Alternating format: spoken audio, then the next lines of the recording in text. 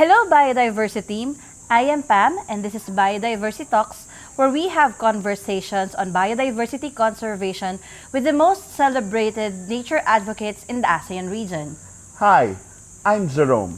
But in this year's first episode of Biodiversity Talks, I'll be JC since we'll be introducing another Jerome.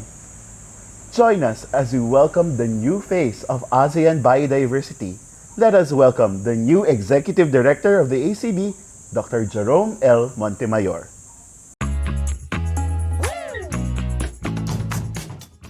Actually, in high school, I was a student of the Manila Science High School.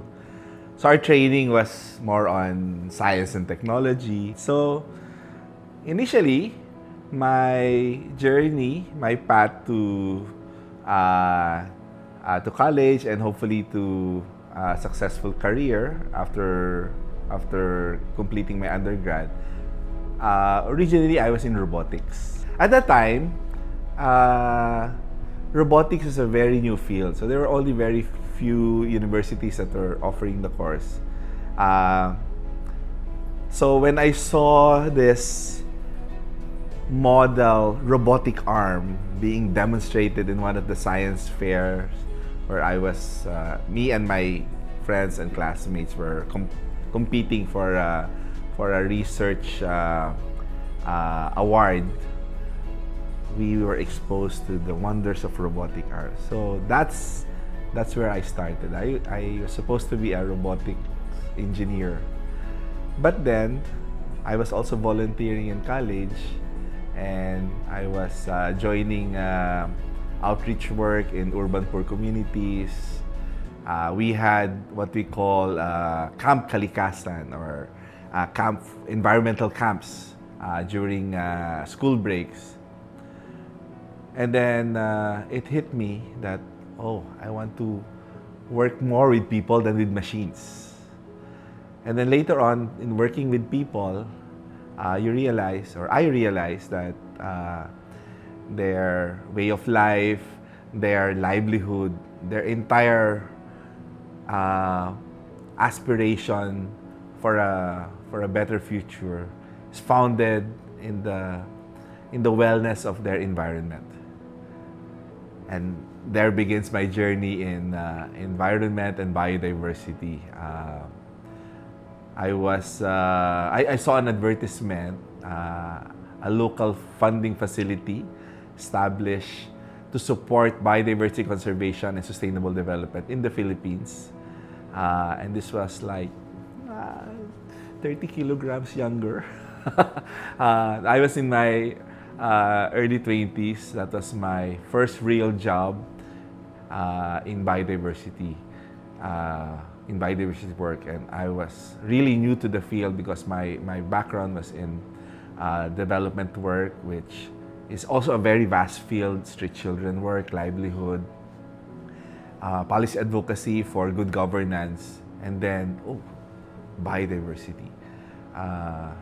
So that's how I started, and then for the past 2 decades, I have been working within the sector, and from biodiversity, of course, sustainable development is attached to it, and then because of the climate crisis, climate response, including even disaster risk reduction and management. So that's how I started.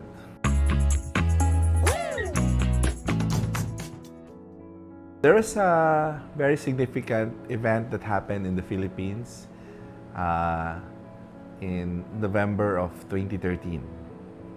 If you recall, that was probably one of the country's first-hand real experience of climate change-induced extreme weather event that led to the loss of many lives, and also the loss of many of our important biodiversity, marine, terrestrial, wetlands. And I was not part of the, what do you call it, first responders. Probably I was in the second or third group that went to Super Typhoon Haiyan affected areas. But my mission then was not to help in relief operations or rehabilitation of lost houses and or damaged houses. I had a very unique mission then. Community and forest restoration. For several months, we went to different communities, different types of ecosystems, a lot of mangrove forests that were affected because they did their ecological function, their ecological service of protecting communities and lives, but in the process they were damaged. Some of them were totally destroyed, some were partially affected, but to a large extent based on citizen science and field assessment of some of our leading scientists, together with local communities acting as citizen scientists. We saw that there were many real areas that were in need of protection so that these mangrove areas can be allowed to recover naturally, but some areas needed some aided rehabilitation, and we were pushing for community-based restoration because at the same time we were able to help provide substitute livelihood to those affected while they were also using the work of ecosystems restoration as part of their healing. So we were trying to reach as many communities and as many different types of ecosystem. And then there was a small hill. So the locals, you want to see the entire area? Yes. Where? Okay, let's go up to this old hill where there was an old abandoned government building. So we went up, and because of the typhoons, super typhoons effect, so basically there were no vegetation covering the area. When we reached the top of the mountain, it's like, oh my gosh, so beautiful! And then we were all like in different corners of the hill, taking pictures, excited about, oh, this is wonderful.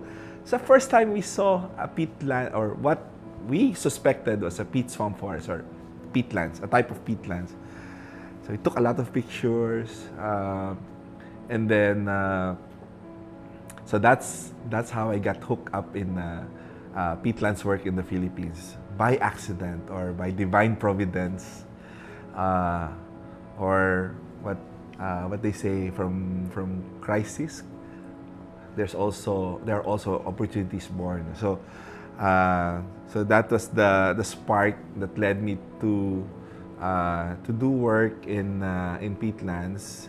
When we went back to Metro Manila after the mission, I told the story. Oh, we found this peat swamp forest, and then Miss Annabel Plantilla of Biofin Philippines called Assistant Director Neneng Andres of the Biodiversity Management Bureau, because there was an initial project of the Philippine government together with the ASEAN.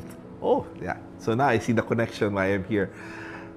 It was an ASEAN project. I think it was called the ASEAN Peat Swamp Forest, or they call it the APFP and CPEAT, some of the pioneer peatland work of the ASEAN.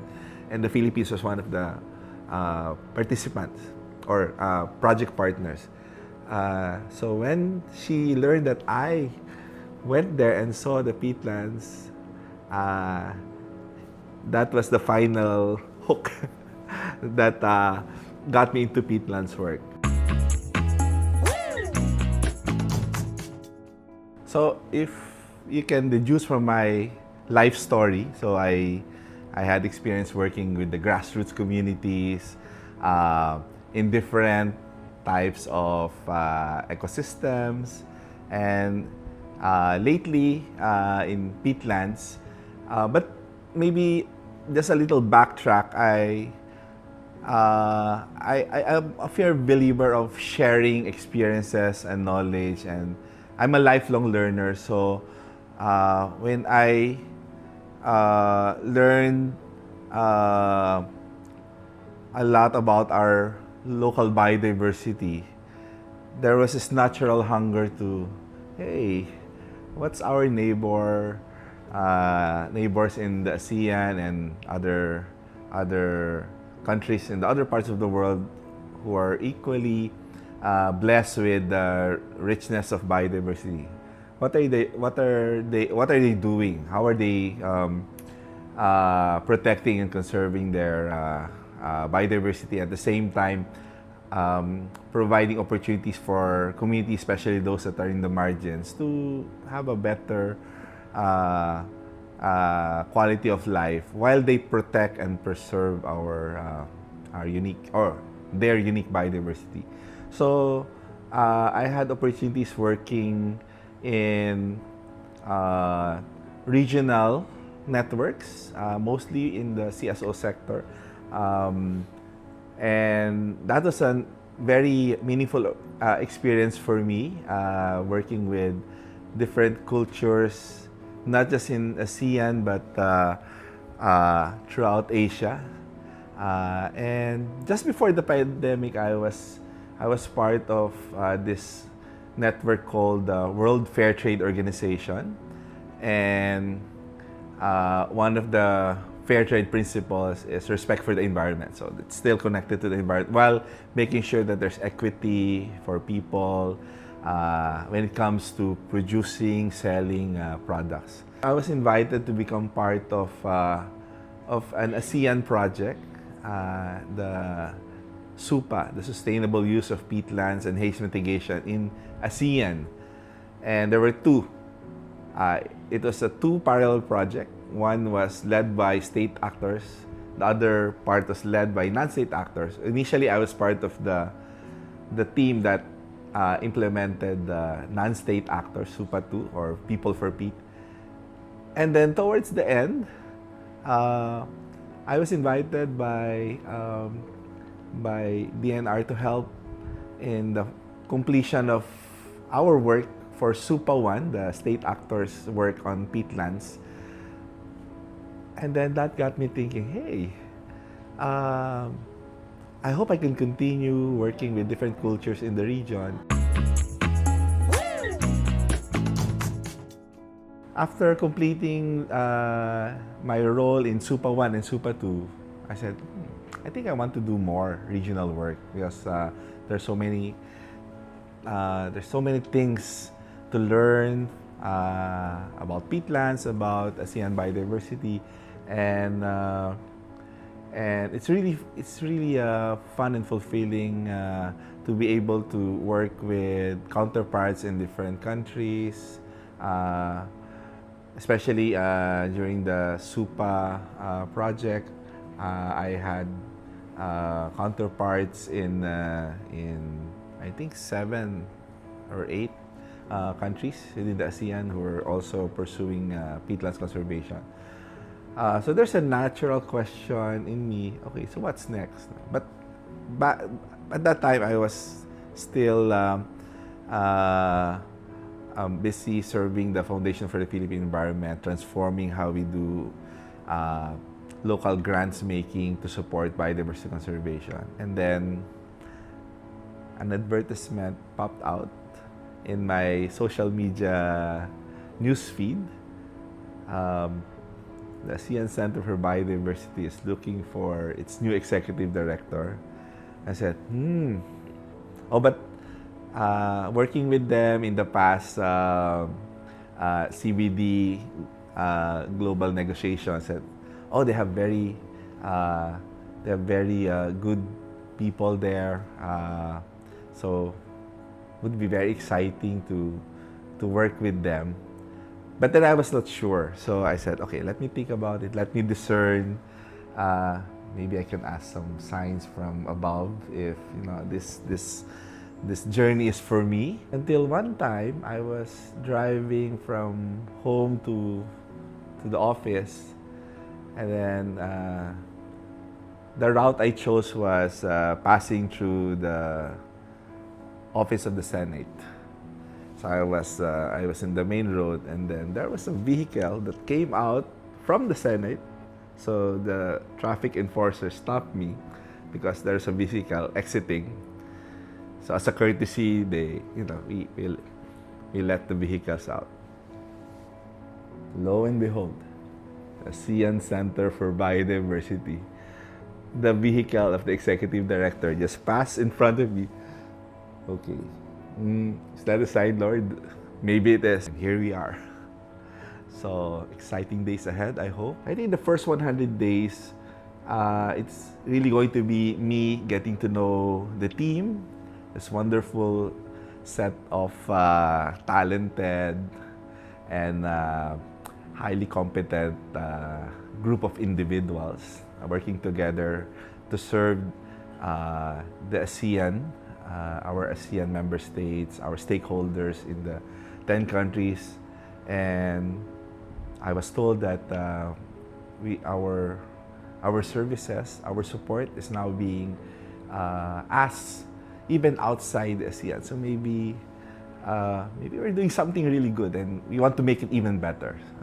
So thank you to all my predecessors for preparing the road for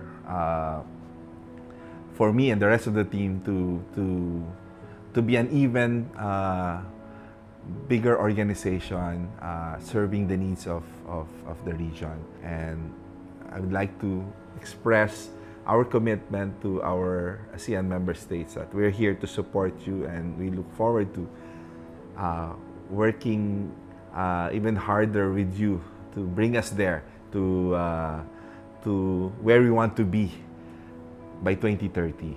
And I think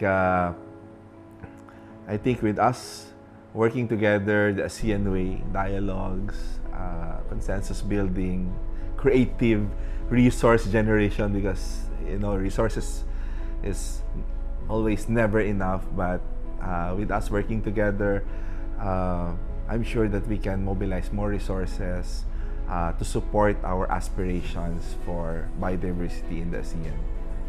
And I'm confident because you see me here as an individual, but behind me, or let me correct that, side by side with me, it's a strong team of the ASEAN Center for Biodiversity.